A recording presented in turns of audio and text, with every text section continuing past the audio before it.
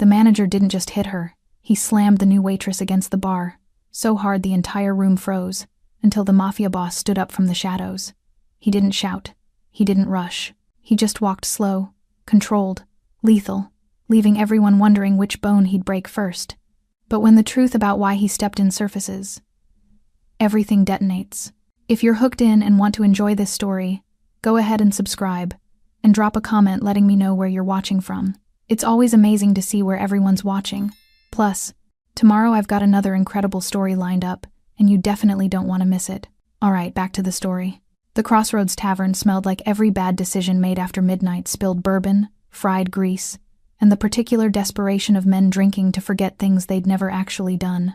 It was the kind of place where violence simmered just beneath the surface, waiting for an excuse. And on this particular Friday night, Linda Anderson was about to become that excuse. The bar occupied a forgotten corner 3 blocks from the warehouse district, where flickering neon beer signs fought a losing battle against the grime-streaked windows. Inside, the Friday night crowd had settled into their usual rhythm dock workers nursing their 3rd round, college kids pretending the fake IDs in their wallets made them adults, regulars who'd claimed the same cracked vinyl stools for decades. Linda moved through the chaos like she was trying to disappear into it. She wore simple black pants and the burgundy polo shirt that marked her as staff, her dark hair pulled back in a practical ponytail. She looked exactly like what she was supposed to be, a new waitress. 26, soft-spoken. The kind of person customers forgot the moment their drinks arrived. Her hands trembled slightly as she balanced another tray, but she'd gotten good at hiding it. This was her first week, her first real job in 8 months. She needed it to work. In the far corner, past the pool table where 2 men argued over a scratch, Garrett Naranjo watched her with the focused attention of a predator tracking prey. He sat alone at a corner table with clear sightlines to both entrances. His black suit was tailored precisely enough to be expensive but not flashy. The top 2 buttons of his shirt were undone, revealing the edge of a tattoo that crept up from his collarbone, dark ink against olive skin. His whiskey sat untouched, ice melting in slow circles. He wasn't there for the whiskey. His dark eyes tracked Linda's movements with an intensity that would have unnerved her if she'd noticed. The way she flinched when customers raised their voices, the practiced efficiency with which she avoided the handsy regular in booth 7. The brief moment of stillness when she thought no one was looking, her shoulders dropping with exhaustion before she straightened again. Garrett saw more than a struggling waitress. He saw someone who understood exits, who calculated distances, who'd learned to read danger the way most people read street signs. He saw something else too, something that nagged at the edges of his memory, the slope of her shoulders, the way she tilted her head when listening, the small scar above her left eyebrow. He knew her. Or he had known her, years ago, in a different life, before the empire, before the blood. When he'd been younger, cornered, bleeding in an alley, and a stranger had pulled him out of the dark. She'd forgotten him. He'd never forgotten her. Then the tray slipped. It happened fast. A customer shifted as Linda reached across to clear glasses. 4 pint glasses, 2 rocks glasses, and a basket of wing bones hit the floor in an explosion of sound that cut through the bar's noise like a gunshot. Conversations faltered. Heads turned. Eyes found Linda, frozen in the spreading pool of beer and glass shards, her face flushed with embarrassment and something deeper fear. James Jackson emerged from behind the bar like a storm rolling in. The manager was in his late 50s, with iron-gray hair slicked back from a face that had settled into permanent anger. He was thick through the chest and shoulders, his polo shirt stretched tight across his gut, sweat stains dark under his arms. His face was already red, flushed with rage that had been waiting for an outlet all night. "You stupid bitch!" His voice carried over the music, silencing tables and expanding waves. "That's coming out of your paycheck, all of it." Linda's mouth opened, an apology forming, but James was already moving. He crossed the distance in 3 heavy steps, his hand shooting out to grab a fistful of her dark hair. Linda's eyes went wide, her hands coming up instinctively, but James yanked her forward, off balance. "I said this was your last warning." He slammed her head first toward the bar counter with brutal force. Her forehead connected with polished wood in a sick crack that made the birthday party finally go quiet. A glass beside her shattered from impact. Linda gasped, half sob, half scream, her hands scrabbling against the counter as James kept her pinned. His fist twisted in her hair. "Clean this shit up," he hissed into her ear, loud enough for nearby tables to hear. "And if you drop one more fucking thing, you're fired." Somewhere in the back, someone laughed, nervous, performative. Someone else pulled out a phone. Nobody moved to help. Except Garrett. He rose from his seat with slow, deliberate movement. His chair didn't scrape. He didn't rush. He simply stood, buttoned his suit jacket with one hand, and began walking. His expression hadn't changed, still neutral, still calm, but something had shifted in the air around him. The two men at the pool table moved aside without being asked. A woman heading toward the bathroom changed direction mid-step. Garrett's jaw was tight. His eyes had gone flat and dark. His stride was measured, controlled, predatory. James Jackson, still holding Linda against the counter, didn't see him coming. He didn't realize he'd just laid hands on the one woman the Mafia boss would burn the city for. The bar held its breath. Garrett reached them before the bartender could move, before the drunk with the phone could hit record, before Linda's next ragged breath. His hand closed around James's wrist with surgical precision, not a grab, a trap. The kind of grip that cut off blood flow and sent warning signals screaming up nerve endings. Let go. His voice was soft, almost conversational, the kind of quiet that made people lean in to hear better. But there was something underneath it, something cold and ancient and absolutely certain. James's head whipped around, his face still flushed with righteous anger. The hell are you? Get your hands off me before I...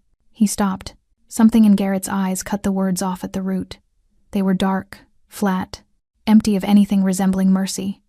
James had seen men angry before, had seen men violent before. This was different. This was a man deciding, with clinical detachment, exactly how much pain to inflict before the lesson stuck. I won't ask twice. Garrett's grip tightened fractionally. James felt something in his wrist, shift, grind. A warning of what could snap if he pushed further. She dropped a whole tray, man. She's my employee, I can handle. Garrett moved. One moment, James had Linda pinned against the counter. The next, Garrett had twisted his arm with brutal efficiency, using James's own momentum to send him stumbling backward. James's hand released Linda's hair reflexively, his body following the direction Garrett had chosen for it. He crashed into the shelf behind the bar. Bottles exploded in a cascade of glass and liquor, top-shelf whiskey, vodka, premium tequila, hundreds of dollars worth of inventory painting the floor in amber and crystal shards. James landed hard on his side, gasping, his wrist still screaming from where Garrett had controlled him like a puppet on strings. The bar went absolutely silent. Even the jukebox seemed to hesitate between songs, leaving only the sound of dripping alcohol and James's labored breathing. Garrett didn't advance. Didn't need to. He simply stood there, buttoning his suit jacket again with the same calm precision, his eyes never leaving James's face. If you touch her again, Garrett said, his voice still soft, still controlled, I'll break every bone in your hand. One at a time, starting with the small ones, so you have time to understand what's happening. It wasn't a threat. Threats implied negotiation, implied uncertainty. This was a statement of fact, delivered with the same certainty as a weather forecast. James scrambled to his feet, glass crunching under his shoes, his face cycling through shock, humiliation, and finally settling on impotent rage. Do you know who the fuck I don't care. Garrett cut him off. You're nothing. You were nothing 5 seconds ago, and you're somehow less now. Leave. This is my bar, you son of a... 2 men appeared from the crowd, regulars James had served 1,000 times, men who'd laughed at his jokes and tipped well. But now they were moving toward him with the same cold purpose Garrett radiated, and James realized with sinking clarity that whatever authority he'd thought he had was gone. They grabbed him under the arms and hauled him toward the door. You're dead, James screamed over his shoulder, thrashing uselessly in their grip. You hear me? You're fucking dead. I got friends. I got protection. You picked the wrong... The door slammed shut, cutting off his threats mid-sentence. The bar remained frozen for another heartbeat. Then, like someone had pressed play on a paused movie, conversations resumed. Quieter now, more cautious. But the rhythm returning. The bartender grabbed a mop. Someone changed the jukebox song. The birthday party ordered another round. Everyone pretending they hadn't just watched their boss get dismantled like a broken toy. Linda hadn't moved. She stood exactly where James had left her, one hand pressed against her forehead where a thin line of blood traced down toward her eyebrow. Her breathing was shallow, rapid, the kind of breathing that preceded either tears or screaming. Her dark eyes were wide, glassy with shock. Garrett turned to her, and his entire demeanor shifted. The predator vanished. His expression softened into something almost gentle, his movements careful as he approached, giving her space, letting her see him coming, not crowding her the way James had. Are you hurt? He pulled a handkerchief from his pocket, actual cloth, monogrammed, absurdly formal for a dive bar. He offered it to her but didn't try to touch her. "You're bleeding." Linda took the handkerchief with trembling fingers, pressed it against her forehead. The white fabric bloomed red immediately. I'm fine. I didn't mean to.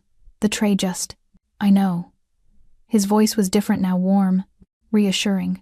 Nothing like the cold instrument he'd used on James. "You didn't do anything wrong. He's going to fire me." The words came out broken, desperate. "I need this job. I can't.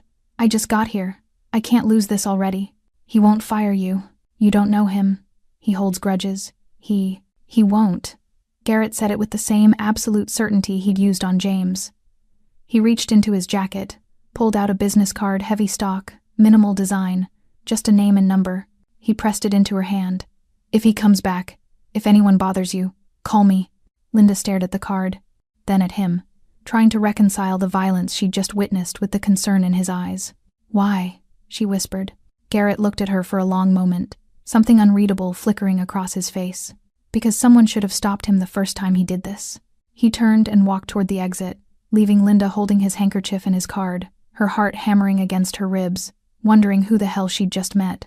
Linda's hands were still shaking when she pushed open the door to her apartment 3 hours later. The shift had continued.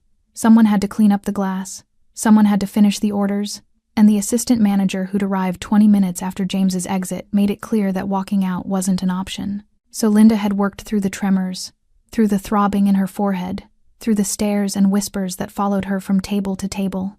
"Did you see what that guy did to Jackson? Who the hell was he? She must be sleeping with him or something. Jackson's gonna lose his mind when he comes back."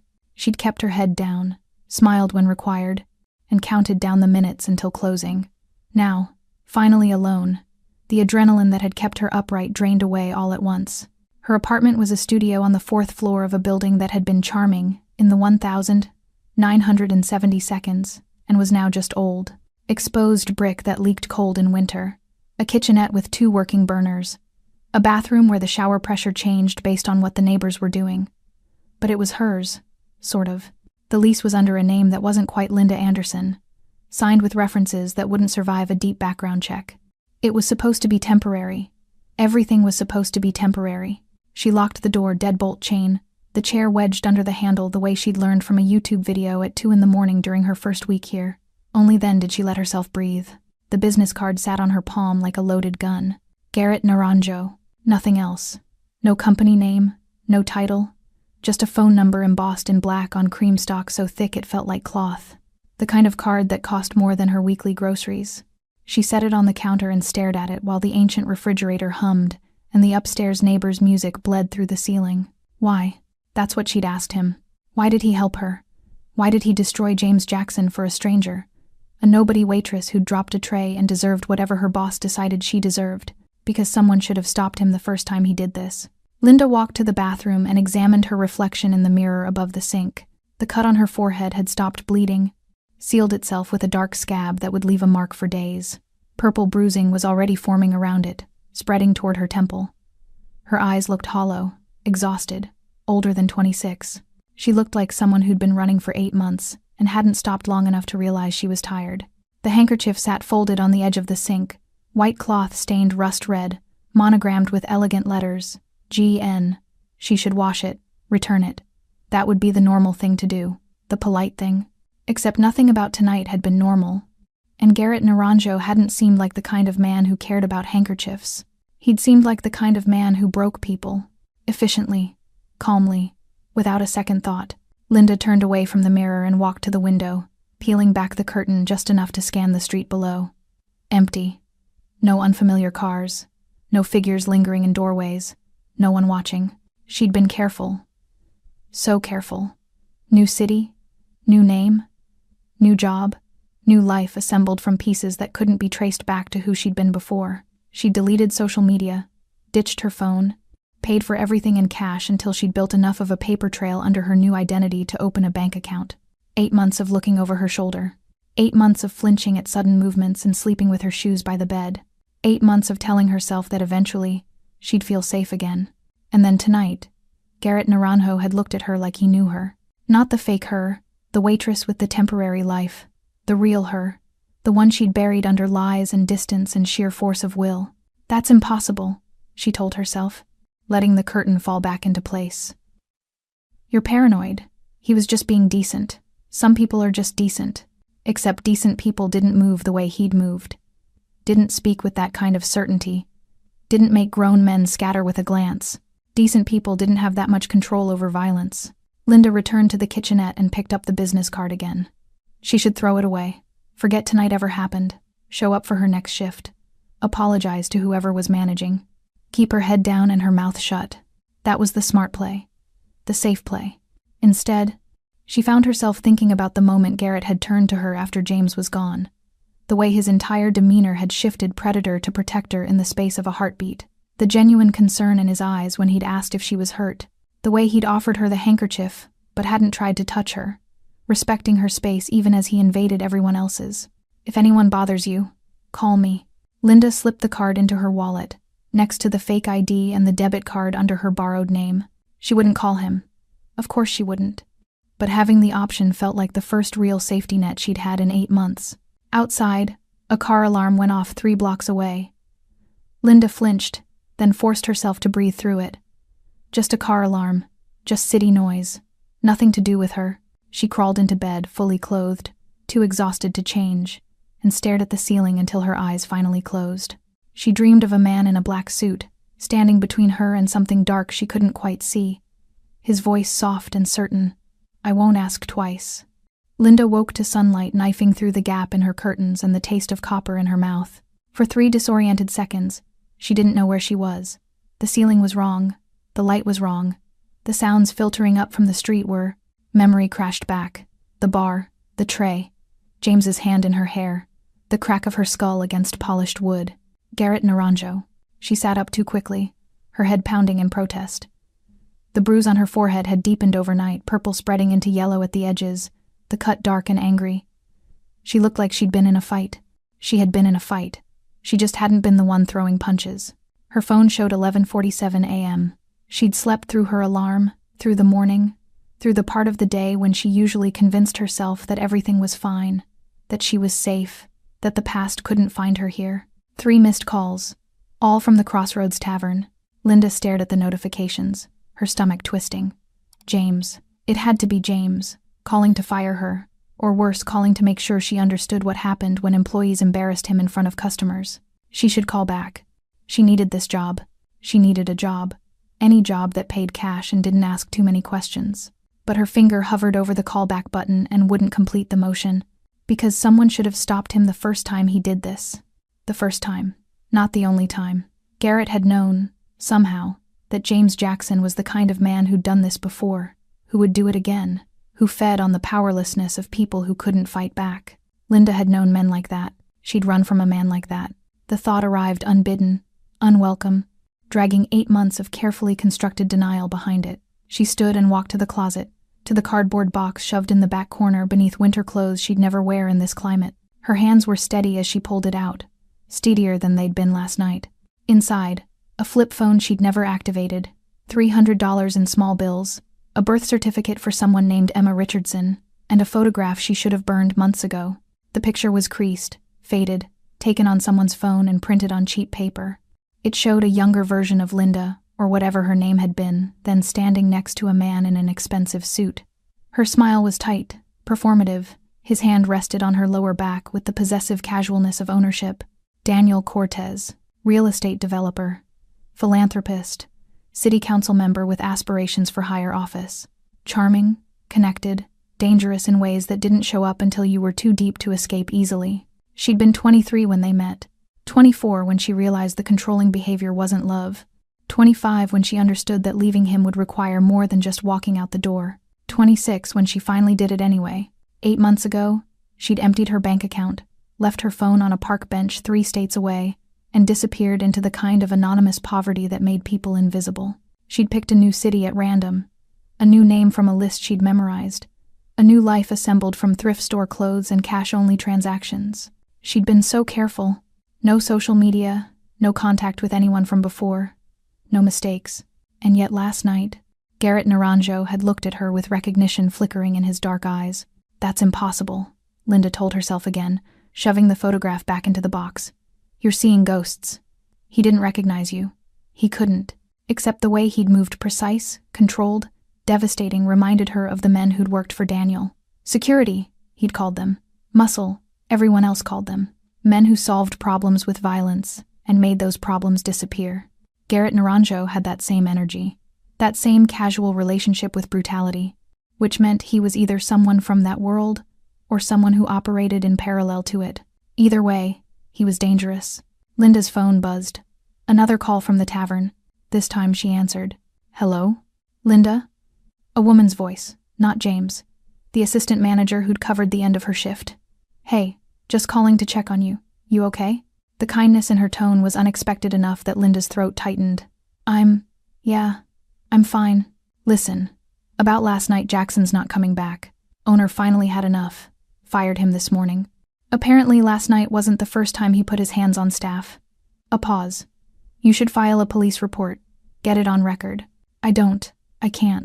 I get it. But the job's still yours if you want it.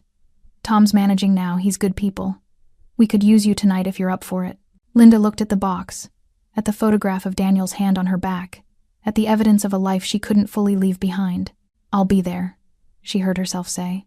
She ended the call and stood in the middle of her small apartment, surrounded by the debris of who she'd been and who she was pretending to be. "If anyone bothers you, call me." Garrett's card sat in her wallet like a promise or a threat, she couldn't decide which. 3 miles across the city, in an office that overlooked the warehouse district, Garrett Naranjo stared at a photograph on his desk. 10 years old. Crumpled. Stained with blood that had long since dried to rust. A young woman, barely more than a girl, helping a bleeding stranger to his feet in an alley, her face creased with concern. Linda Anderson didn't remember saving his life, but Garrett remembered everything. James Jackson's wrist throbbed as he sat in the back booth of Murphy's bar, 15 blocks from the Crossroads Tavern and a lifetime away from the humiliation that still burned through his veins. Fired. After 12 years of running that shithole, of covering for the owner's incompetence, of managing drunks and entitled college brats and staff who couldn't follow simple instructions, fired. Because some suit with a god complex had decided to play hero for a clumsy waitress who couldn't hold a tray. The ice in his whiskey had melted 20 minutes ago, but James kept drinking it anyway, each swallow stoking the rage that had been building since 2 bouncers. His bouncers, men he'd hired, dragged him out like common trash. "You're nothing." Garrett Naranjo's words echoed in his skull with the persistence of tinnitus. "You were nothing 5 seconds ago, and you're somehow less now." James's hand tightened around his glass hard enough to make it creak. His other hand, the one Naranjo had nearly broken, rested on the table, the wrist swollen and mottled purple. He should have gone to the ER. Instead, he'd come here, to Murphy's, to the one place where people still treated him with the respect he deserved. Or at least, they used to. Now, even the bartender looked at him differently, like he'd heard something, like the story had already spread through the network of dive bars and late-night establishments where reputation was currency. James Jackson got put down by some guy in a suit. Didn't even fight back. Just let himself get thrown into a shelf like a bitch. "Rough night?" The voice came from behind him, smooth, amused, familiar enough to make James's shoulders tense. Victor Kane slid into the booth across from him, without waiting for an invitation. He was in his 40s, lean and sharp-featured, dressed in the kind of deliberately casual clothes that cost more than they looked. His dark hair was touched with silver at the temples, his smile friendly in the way that snakes were friendly right before they struck. James had met him 6 months ago through mutual acquaintances, the kind of acquaintances who operated in the gray spaces between legal, business, and outright crime. Victor had made it clear he had connections, resources, protection for people smart enough to align themselves properly. "I'm fine," James muttered, not meeting Victor's eyes. "That's not what I heard." Victor signaled the bartender for 2 drinks. "I heard you had a disagreement with someone at your establishment. Someone who didn't appreciate your management style." James's jaw clenched. Some asshole stuck his nose where it didn't belong. "It's handled." "Handled." Victor's smile widened. "Is that why you're here instead of at the Crossroads?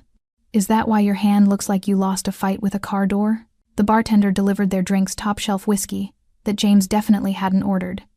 Victor raised his glass in mock salute before taking a sip. "The man who put you on your ass," Victor said, his tone conversational, almost friendly.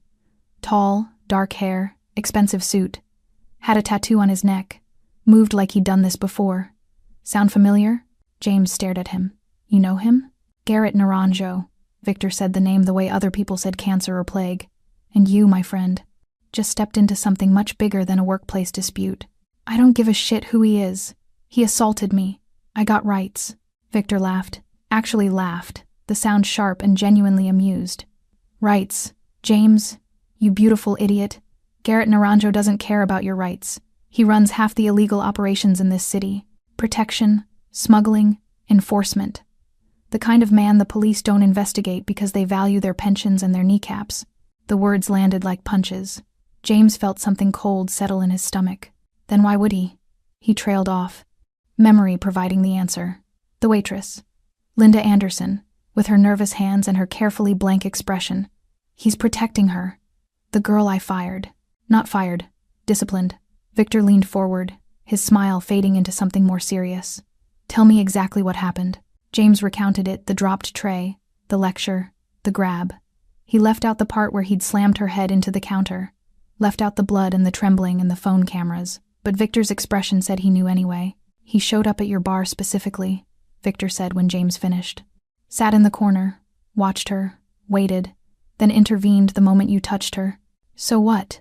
So that's not random, James. Garrett Naranjo doesn't go to dive bars to relax. He went there for her. Which means she's either someone he knows, someone he wants, or someone he's been looking for. Victor paused. Any of those scenarios make you valuable.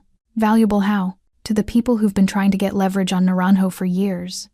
Victor pulled out his phone, typed something quickly. He's untouchable most of the time. No family, no weaknesses, no one close enough to use against him. But if this girl matters to him, understanding dawned slowly, mixing with the whiskey and the humiliation to create something dark and vindictive in James's chest. You want me to help you get to her. I want you to help us understand what makes her special. Victor's phone buzzed. He glanced at it, smiled. And in return, we make sure Garrett Naranjo understands what happens when he humiliates people under our protection. I'm under your protection? You are now. Victor stood, left a $100 bill on the table. Someone will contact you tomorrow. In the meantime, stay away from the crossroads. Stay away from the girl. And for God's sake, ice that wrist. He walked out, leaving James alone with the expensive whiskey and a new reality. Garrett Naranjo had made an enemy tonight, but James Jackson had just found allies powerful enough to make the Mafia boss bleed. Linda's second shift at the Crossroads Tavern felt like walking through a crime scene where the body hadn't been removed yet. The shelf James had crashed into was still bare, the replacement bottles not yet delivered. Faint stains marked the floor where liquor had pooled and been hastily mopped. The regulars who'd witnessed Friday night's explosion kept glancing at her, some with sympathy, others with the uncomfortable awareness of people who'd watched violence and done nothing. Tom, the new manager, was exactly what the assistant manager had promised. Competent, professional, utterly uninterested in drama. He'd checked on her twice during her shift, asked if she needed anything, and otherwise left her alone to work. It should have felt like relief. Instead, Linda couldn't shake the crawling sensation between her shoulder blades, the persistent feeling of being watched. She'd felt it on the walk to work, that prickling awareness that made her check reflections in storefront windows and cross the street twice to see if anyone followed. She'd felt it in the break room while tying her apron. And now, 3 hours into her shift, it hadn't faded. You're paranoid, she told herself, delivering drinks to a table of college students who barely looked up from their phones. 8 months of running will do that. You're safe. James is gone. Everything's fine. But her instincts, honed by months of looking over her shoulder, screamed otherwise. She was clearing glasses from the bar when she noticed the filing cabinet in Tom's office, visible through the half-open door. Her personnel file would be in there. Her application, her fake references, the carefully constructed identity she'd built from borrowed credentials and small lies. I should check it, she thought suddenly. Make sure everything's still in order. The impulse was irrational, obsessive, the kind of thinking that led to mistakes, but it burrowed into her mind and wouldn't let go. During her break, while Tom was handling a delivery out back, Linda slipped into the office. The filing cabinet wasn't locked. Why would it be? This was a dive bar, not a bank. She found her file quickly, pulled it out, and opened it on the desk. Everything looked normal at first. Her application, signed and dated, the reference letters she'd fabricated, her tax forms under the name Linda Anderson. Then she saw the sticky note attached to the inside of the folder. Hired per V. Kane's recommendation 6 months ago. Linda's hands went numb. 6 months ago. Before she'd even arrived in this city. before she'd walked through the door looking for work, before she'd existed as Linda Anderson anywhere except in her own carefully constructed fiction. Someone had placed her here. Someone had created this job, this opportunity, this entire scenario before she'd even known she needed it. The room tilted. Linda gripped the edge of the desk, her breath coming in short, sharp gasps that tasted like panic. Kane. She didn't know the name, didn't recognize it. But someone with that name had arranged her employment at the Crossroads Tavern half a year before she'd applied, which meant someone had been tracking her, planning for her, waiting for her to run exactly where they'd predicted she would run. The door opened behind her. Linda spun, the file clutched against her chest, her heart hammering so hard she could feel it in her throat. Tom stood in the doorway, his expression shifting from surprise to concern. "Linda, you okay? You look like you're gonna pass out." Her voice cracked. She forced words through the panic. "My file. I just wanted to check. I thought maybe there was a mistake with my tax forms." Tom glanced at the folder, then at her face, pale, shaking, clearly lying. But instead of anger, his expression softened into something like pity. "Hey, it's okay. Take a minute. You've had a hell of a weekend." He stepped aside, gesturing to the hallway. "Go splash some water on your face. I'll cover your tables." Linda nodded, unable to speak, and walked past him on legs that felt like water. In the bathroom, she locked herself in a stall and tried to breathe through the terror clawing up her throat. "Someone placed you here. Someone's been watching. Someone knew you'd run, knew where you'd go, knew exactly how to set the trap. Daniel. It had to be Daniel. He'd found her, tracked her, engineered this entire situation.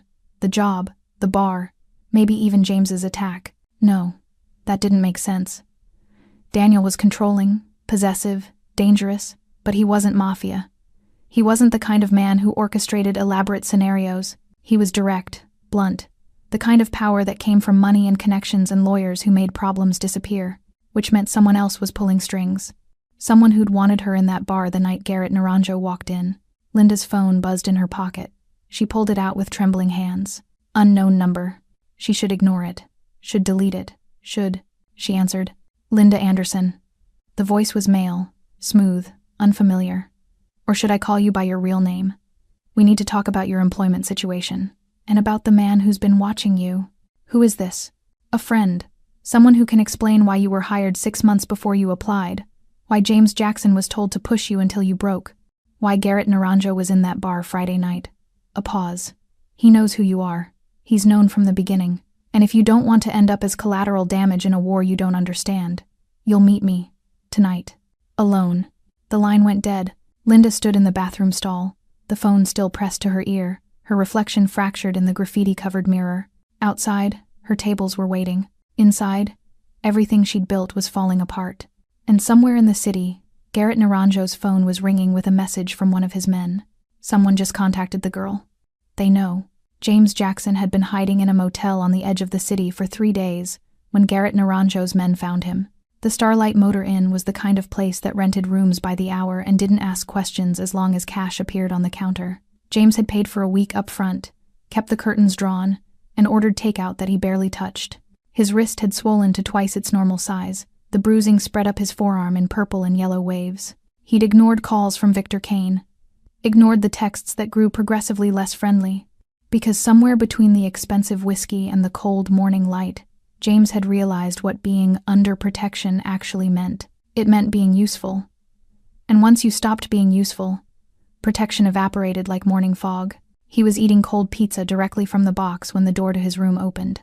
Not kicked in, not forced, just opened, the lock picked with professional efficiency, and suddenly 3 men were inside before James could reach for the baseball bat he'd bought at a gas station. 2 of them were muscle, broad-shouldered, dead-eyed, wearing the kind of casual clothes that hid weapons efficiently. The third was older, gray-haired, wearing a suit that probably cost more than James's car. James Jackson. The older man's voice was calm, almost bored. "Mr. Naranjo would like a word." James's bladder threatened to let go. "I didn't do anything. I haven't talked to anyone. I've been here the whole time." "We know." The man gestured to the door. "Let's go. You can walk, or we can carry you. Your choice." 20 minutes later, James sat in the back office of a restaurant that had been closed for renovations for 6 months. The dining room beyond the door was dark, Empty. The chairs stacked on tables like a graveyard of normalcy. Garrett Naranjo sat across from him, perfectly still, his suit immaculate despite the late hour. The tattoo on his neck seemed darker in the dim light, more menacing. His hands were folded on the table between them, no weapons visible, no overt threat. He didn't need weapons. His presence was threat enough. "You've been difficult to reach," Garrett said quietly. "I needed time to think." James's voice shook despite his attempts to control it. "Figure out my next move." "Your next move was already decided for you." Garrett leaned forward slightly. "Victor Kane. You met with him 3 days ago at Murphy's bar. He offered you protection in exchange for information about Linda Anderson. What did you tell him?" James's mouth went dry. "Nothing. I didn't tell him anything because I don't know anything. She's just a waitress. She worked there a week. I don't know why you care about her. But Victor does. It wasn't a question. He knows something about her that made her valuable. Valuable enough to plan for. What did he say to you, James?" He said you don't go to bars like the Crossroads for fun. He said you were there for her specifically. That she mattered to you." The words tumbled out faster now. Self-preservation overriding loyalty to people who'd already abandoned him. He said people have been trying to get leverage on you for years, and if she's your weakness. Garrett's expression didn't change, but something shifted in the air, a subtle tightening, like a predator catching a scent. "What else?" he said. James swallowed hard. "He said she wasn't hired randomly. That someone placed her at the Crossroads 6 months ago, before she even applied." He laughed about it, like it was all planned. Silence. Garrett's dark eyes studied James with the clinical detachment of a surgeon deciding where to cut. "Did Victor tell you who placed her there?" "No. But he knew about the sticky note in her file, the one that said she was hired on his recommendation." James's voice dropped to a whisper. "He's been watching her. Watching both of you. I think Friday night wasn't an accident. I think he wanted me to go after her. Wanted you to intervene. To expose my interest in her." Garrett's voice was soft, deadly. "To confirm what he suspected. I'm sorry. I didn't know. I swear to God, I didn't know any of this when you grabbed her by the hair and slammed her head into a counter." Garrett's tone didn't rise. Didn't sharpen. Somehow that made it worse.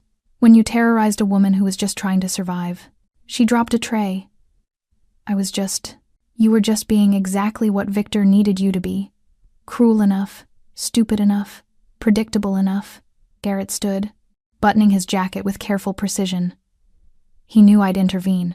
Knew I couldn't watch someone hurt her without acting. He used you as bait, James, and you took it because you enjoy hurting people weaker than you." James's hands were shaking violently now. "What are you going to do to me?" Garrett looked at him for a long moment, and James saw his death in those dark eyes, not a question of if, but when. "You're going to tell me everything Victor Kane said. Every word, every detail, every instruction he gave you. And then you're going to call him and tell him exactly what I tell you to say. And if I don't? Then the body they find in 3 days won't have enough teeth left for a dental ID." Garrett's voice remained perfectly calm. "Choose quickly, James. My patience has limits, and you exhausted most of it Friday night." James chose survival. He told Garrett everything. Linda didn't go to the meeting. Instead, she called the number on the business card she'd been carrying for 3 days. Garrett answered on the second ring. "Linda." Not a question. He'd known it was her before picking up. Had probably been waiting for this call since the moment his men reported someone had contacted her. "Someone knows." Her voice was steadier than she expected, standing in the alley behind the Crossroads with her coat pulled tight against the November wind. "About me. About you. About everything. I know.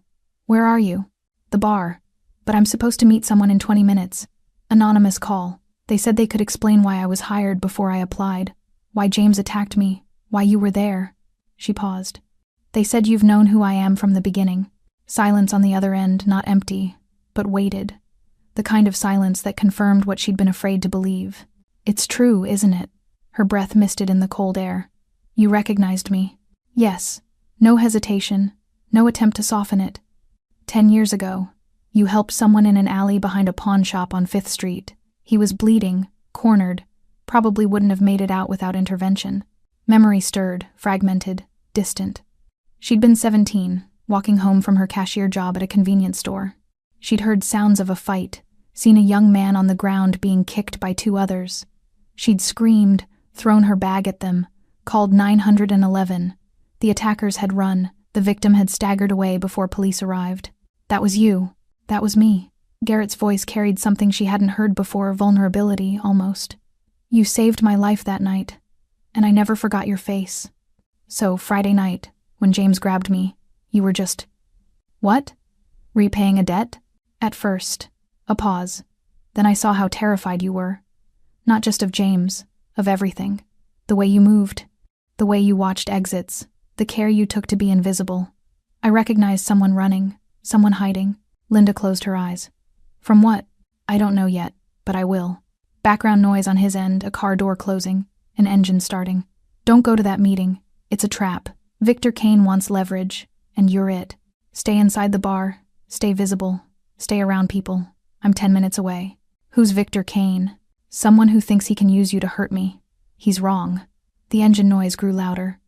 Linda, I need you to trust me for the next hour. Can you do that? She should say no. Should run. Disappear again. Start over somewhere. Victor Kane and Garrett Naranjo and Daniel Cortez couldn't find her. But she was tired of running. Tired of being alone. Tired of pretending she could survive this by herself. Okay, she whispered. Good. Go inside. I'm coming. The line went dead. Linda turned toward the bar's back entrance and found 3 men blocking her path. They weren't Garrett's men, wrong energy, wrong precision. These men moved with the casual threat of people used to getting what they wanted through intimidation. The one in front was massive, 6'5" easy, with a shaved head and neck tattoos crawling up from his collar. Linda Anderson. He smiled, revealing a gold tooth. Or should we use your real name? Mr. Kane's been looking forward to meeting you. Her phone was still in her hand. She hit the callback button blindly, praying Garrett would understand. I'm not going anywhere with you. That's cute. The big man stepped forward. But you don't really have a choice, sweetheart. See, you're coming with us whether you walk or we carry you. And honestly, after the trouble you've caused, I'm hoping you make this difficult. Linda ran. Not toward the street, they'd expect that. She bolted deeper into the alley, toward the fire escape she'd memorized during her first shift. Her server's shoes slipped on wet pavement. Her phone clutched in one fist, their footsteps thundering behind her. She hit the fire escape ladder at full speed, grabbed the lowest rung, pulled herself up. A hand closed around her ankle and yanked. Linda crashed down onto concrete, her phone skittering away into darkness. Pain exploded through her shoulder, her hip, her still healing forehead. The big man loomed over her, no longer smiling. Told you I was hoping for difficult. He reached down to grab her, and a black SUV screamed into the alley entrance, headlights flooding the narrow space with harsh white light. The vehicle didn't slow. It accelerated. The 3 men scattered. Linda rolled against the wall as the SUV rocketed past her. So close she felt the heat from the engine. It slammed sideways, blocking the alley completely, and Garrett emerged from the driver's side with a gun in his hand. Not pointed. Not threatening. Just present. Leave, he said quietly. The big man straightened, his hand moving toward his waistband. Mr. Kane said. Garrett shot him in the thigh. The suppressed gunshot was almost quiet. A sharp crack swallowed by the city's ambient noise. The big man went down screaming, clutching his leg as blood poured between his fingers. Garrett's aim shifted to the other 2 men. I said leave. Take him with you. And tell Victor that if he sends anyone near her again, I won't aim for the leg. They dragged their wounded companion toward the alley's far exit, stumbling over themselves in their haste to escape. Garrett waited until they disappeared, then lowered the gun and turned to Linda. She was still on the ground, shaking, her shoulder screaming, her breath coming in ragged gasps. He approached slowly, giving her time to see him, to process, to understand he wasn't a threat. Are you hurt? He crouched beside her, not touching, just present. My shoulder. When I fell. She tried to move it and hissed in pain. Don't. Stay still. He pulled out his phone, made a call. I need a medical team at the crossroads, back alley. Now. He ended the call and looked at her, his dark eyes searching her face. I'm taking you somewhere safe. Somewhere Victor can't reach. You can say no, but I need you to decide quickly. Linda looked at the blood on the concrete where the big man had fallen, looked at the gun now holstered at Garrett's side, looked at his face dangerous. Yes, but also concerned, protective, the same expression he'd worn Friday night when he'd handed her his handkerchief. The person you saved 10 years ago, she said softly. That's really why you helped me? At first, Garrett admitted. Now it's because Victor Kane just made you a target in a war you didn't ask for. And I don't leave people behind when it's my fault they're in danger. It's not your fault James grabbed me. No. But it's my fault Victor knows you matter to me. His voice dropped. And in my world, that's the same as painting a target on your back. Linda struggled to her feet, accepting the hand he offered. Her shoulder protested, but she could stand. Okay, she said. Take me somewhere safe. Garrett's expression shifted relief. Maybe, or something deeper she couldn't name. I promise you, he said quietly. No one will touch you again. A black van pulled into the alley, silent and efficient. 2 men emerged, professionals, medics, moving with the precision of military training. Linda let them guide her into the van. Let Garrett climb in beside her. Let the city disappear outside tinted windows. And for the first time in 8 months, she stopped running. The safe house was a penthouse in a building Garrett owned through a shell corporation 3 layers deep. Linda sat on a leather sofa while a doctor, Garrett's doctor, who asked no questions and documented nothing, examined her shoulder. Dislocated, not broken. He reset it with professional efficiency that still made her vision white out for 3 seconds. Now it was wrapped, immobilized, throbbing with the kind of deep ache that promised days of pain pills and limited movement. The penthouse was furnished like a hotel suite, expensive but impersonal, the kind of place designed for temporary occupation. Floor-to-ceiling windows overlooked the city, bulletproof glass reflecting the lights back in fractured patterns. 2 guards stood outside the door. A 3rd monitored security feeds in an adjacent room. Linda had never felt more like a prisoner and more protected simultaneously. Garrett sat across from her, his suit jacket removed, his shirt sleeves rolled to his elbows. The tattoo she'd only glimpsed before was fully visible now, intricate work that covered his left forearm in dark geometric patterns that suggested both artistry and affiliation. Tell me about Daniel Cortez, he said quietly. Linda's head snapped up. How do you... I've had people looking into your background since Friday night. Not because I didn't trust you, because I needed to understand why Victor Kane wanted you specifically. He leaned forward, his expression serious. Daniel Cortez, real estate developer, city council member, connected to half the legitimate power brokers in your old city. You were with him for 2 years. Left 8 months ago without warning, disappeared completely. He filed a missing persons report that got buried after 48 hours. Why? Because he owns half the police department, Linda said bitterly. And because he didn't want me found, he wanted me scared. Wanted me to know that running meant living in fear forever. What did he do to you? The question was gentle, but Linda felt it like a blade. She looked away, toward the windows, toward the city lights that promised anonymity and delivered nothing. At first, nothing. He was charming, attentive, generous. Successful older man interested in a grad student working 2 jobs to pay rent. It felt like a fairy tale. Her voice went flat. Then I moved in with him, and he started making decisions for me. What I wore, who I saw, where I went. Checking my phone, tracking my location, getting angry when I didn't text back immediately. Garrett's expression darkened, but he didn't interrupt. I tried to leave twice. Both times he found me within hours, convinced me it was love, that he was just worried, that I was overreacting. The 3rd time. She touched her shoulder unconsciously. He made it clear that leaving wasn't an option, that if I tried again, I'd disappear in ways that would look like an accident. So you disappeared anyway. I planned for 6 months, saved cash, created a new identity, left everything behind, my degree, my friends, my entire life. I thought if I was careful enough, if I went far enough. She laughed without humor. Turns out I walked right into another trap. Victor Kane somehow knew I'd run here, knew I'd need work. Set me up at the crossroads like I was a chess piece, because he knew I'd been looking for you. Linda met his eyes. You've been looking for me for 10 years? Not actively, but I never forgot you. And 6 months ago, someone sent me a photograph you, leaving a bus station 3 states from here. No message, no explanation, just the photo. Garrett's voice hardened. It was bait. Victor wanted me to know you existed, wanted me to wonder, wanted me curious enough to track you. Then he put you in a situation designed to make me reveal myself. James attacking me wasn't random. No. Victor probably encouraged it. Maybe even paid him to push you until you broke. He knew I'd intervene, knew it would confirm what he suspected, that you mattered to me. Garrett stood, paced to the windows. He's been trying to find leverage against me for 3 years. My organization disrupts his operations, cuts into his territory. He needed something to balance the scales. So he gave you me, A woman you saved a decade ago, now in danger because of your protection. Linda's voice was bitter. I'm leverage wrapped in sentiment. You were supposed to be. Garrett turned back to face her. But Victor made a mistake. He assumed I'd be conflicted, hesitant, willing to negotiate to keep you safe. He didn't consider that threatening you would just make me burn everything he's built to the ground.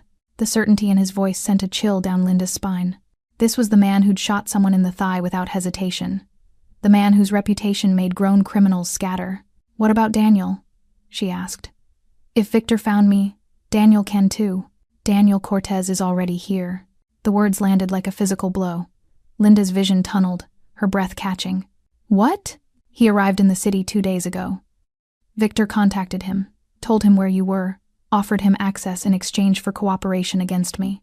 Garrett's expression was granite. They're planning to move against both of us. Use you as bait to draw me out. Then eliminate us both. Victor gets rid of a competitor. Daniel gets revenge on the woman who embarrassed him. Linda stood, her injured shoulder protesting, panic rising like floodwater. Then I need to run. Now. If I leave, if I disappear again, they'll find you. Garrett crossed the room in 3 strides, stopping just inside her personal space. Linda, running is what they expect, what they're counting on. The moment you leave my protection, you're vulnerable. And staying makes me a target. You're already a target. His voice rose for the first time, frustration breaking through the control. You've been a target since Victor decided to use you. The only question is whether you face it alone or with someone who can actually protect you. You barely know me. I know you saved my life when you had no reason to. I know you've survived 8 months on your own in a city that eats people. I know you're terrified, but you still went back to work after James attacked you. His voice softened. I know you deserve better than being hunted by men who think they own you. Linda's eyes burned. Why do you care? Because no one helped me when I needed it. Except you. Garrett's expression carried weight she couldn't fully read. And because Victor Kane threatening you crossed a line I don't forgive. A phone rang. Not Linda's. Not Garrett's. One of the guards stepped into the room, his face tense. Sir, we have a problem. Daniel Cortez just walked into the Crossroads Tavern asking for Linda Anderson, and he's not alone. The Crossroads Tavern was nearly empty when Daniel Cortez walked through the door. It was after midnight, past last call. Just Tom and 2 regulars finishing their drinks while a bored bartender cleaned glasses. The kind of quiet that descended on bars in the dead hours between night and morning. Daniel looked exactly like Linda remembered, tall, well-dressed, his salt and pepper hair styled precisely, his smile warm and his eyes cold. He wore a charcoal suit that cost more than most people's monthly rent, moved with the casual confidence of a man who'd never been told no without consequences. 3 men followed him inside. Not obvious muscle, too well dressed for that, but the way they positioned themselves near exits and scanned the room marked them as professional security. Tom looked up from counting the register, his expression shifting from tired to wary. We're closed.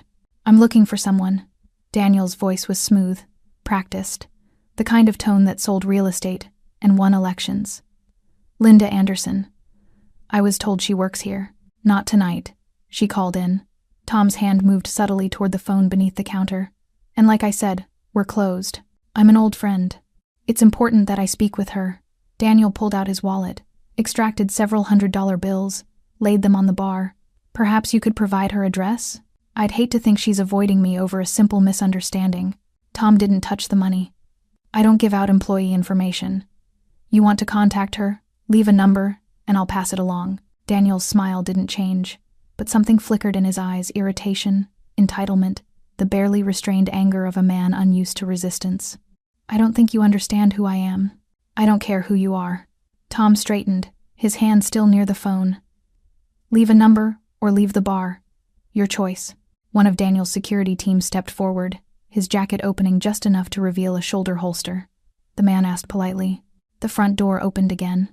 Garrett Naranjo walked in alone, his suit jacket buttoned, his expression calm, his presence filling the space like a storm front. Behind him, through the windows, Linda could see 2 black SUVs parked across the street, filled with men who weren't even pretending to be subtle.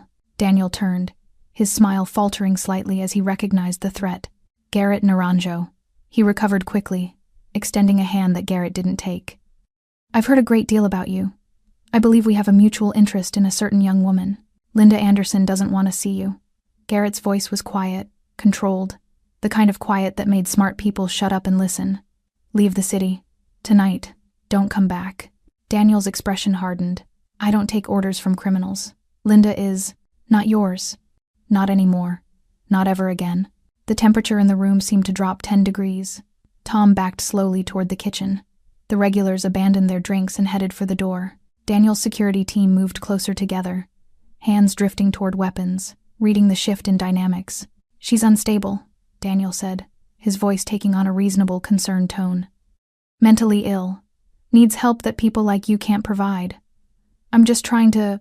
You're lying. Garrett took a step forward. Linda told me everything. The control, the threats, the reason she ran. So let me be very clear.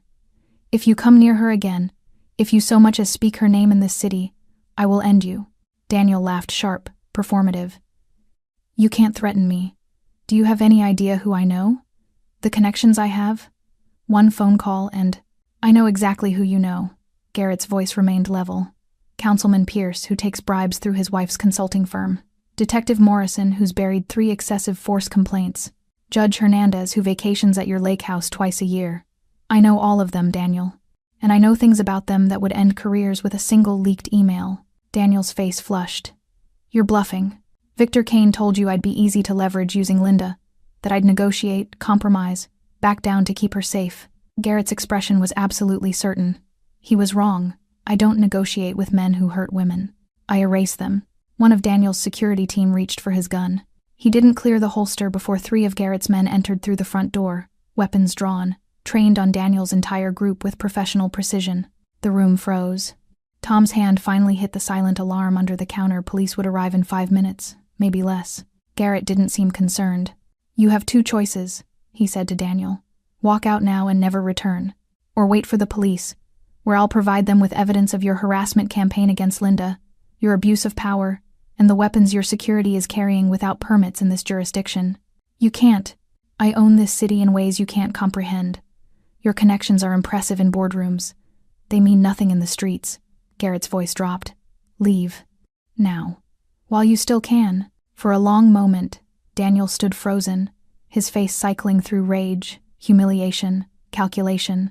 He was used to winning, used to getting what he wanted, used to Linda being powerless. Then he looked past Garrett, through the window, and saw Linda standing on the sidewalk beside one of the SUVs. She wasn't hiding, wasn't cowering. She stood straight despite her injured shoulder, her expression calm, meeting Daniel's eyes with something he'd never seen in her before. Defiance. This isn't over, Daniel said quietly. Yes, Garrett replied. It is. Daniel and his security team walked out, their footsteps echoing in the silent bar. Through the windows, Linda watched them climb into a luxury sedan and drive away into the pre-dawn darkness. She waited until they disappeared, then walked into the bar. Garrett turned to her, his expression shifting from dangerous to concerned in a heartbeat. You were supposed to stay in the car. I know. Linda's voice was steady. But I needed him to see me. Needed him to know I wasn't hiding anymore. Tom emerged from the kitchen, looking shaken. Someone want to explain what the hell just happened? James Jackson won't be coming back, Garrett said, pulling out his wallet and laying bills on the counter far more than the damage warranted. Neither will any of his associates. Linda works here as long as she wants, under whatever terms she wants. Anyone has a problem with that, they answer to me. Tom looked at the money, at Garrett, at Linda. Works for me. Police sirens wailed in the distance, growing closer. Garrett took Linda's uninjured hand. We need to go. They walked out together into the cold November morning, leaving the Crossroads Tavern behind the place where everything had started, where James had made his fatal mistake, where Linda had stopped running and started fighting back.